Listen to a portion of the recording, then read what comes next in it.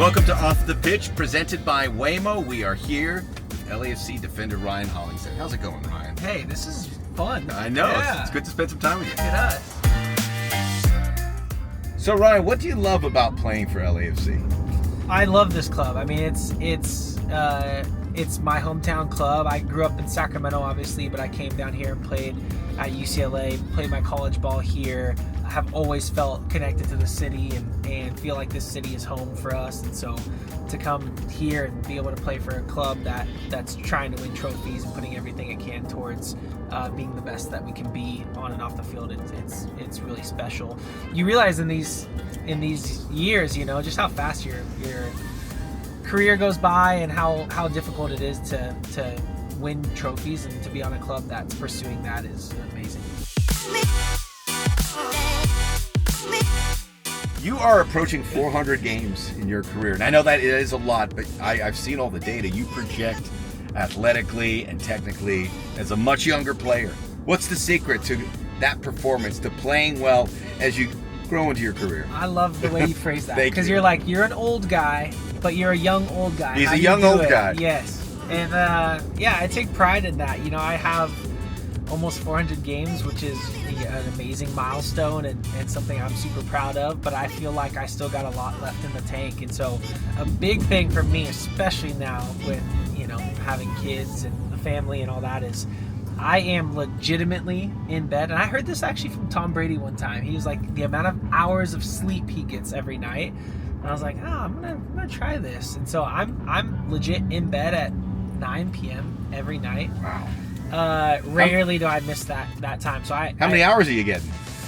probably up at 6:30 or 7 with the kids. So that's almost 10 hours. 10 hours? Yeah. Is that normal for the athletes? You got to get your sleep. Well, that's what I'm saying. 'Cause I know TB12 is saying you need 10 hours. So I'm All like, right. all right, I'm going to You shoot heard for it. 10 hours. Ryan, helping people is always something that comes really naturally to you.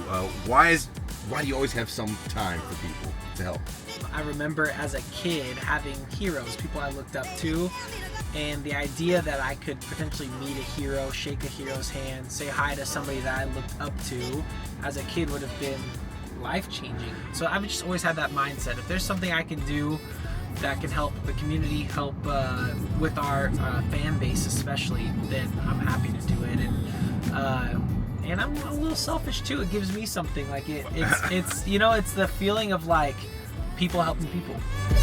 I want to ask you about this one episode because it certainly could change your perspective in many ways, and I'll let you explain it. But there was a time where you were helping somebody, a stranded motorist.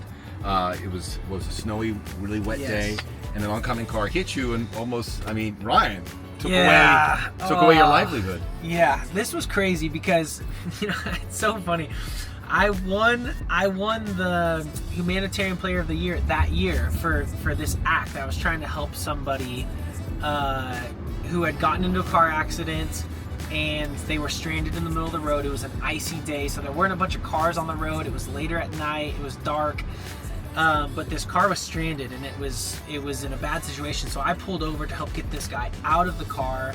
His car was completely crashed and broken, and I wasn't sure if he was okay. And so I got out to help him. It turns out that while I was out on the road helping him, we were actually in the shoulder. A car lost control, ran into the shoulder, hit me, and like sent me flying down the freeway.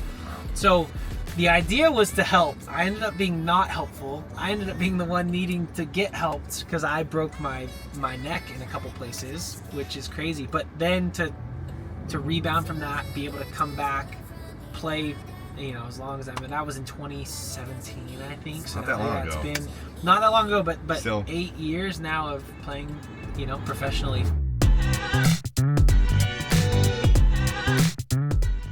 Ryan, we've gone through a lot here, and I'd be hard pressed to find a player who puts more on his plate than you. So let me ask you this: in 10 years, if you're still not playing professional soccer, what do you see yourself doing? Yeah, I used to always say, like, I don't want to coach, I would never coach. And now my kids are getting older. And now I'm watching them play soccer and be coached. And I'm like, oh, And that would be fun. It would be really fun to coach.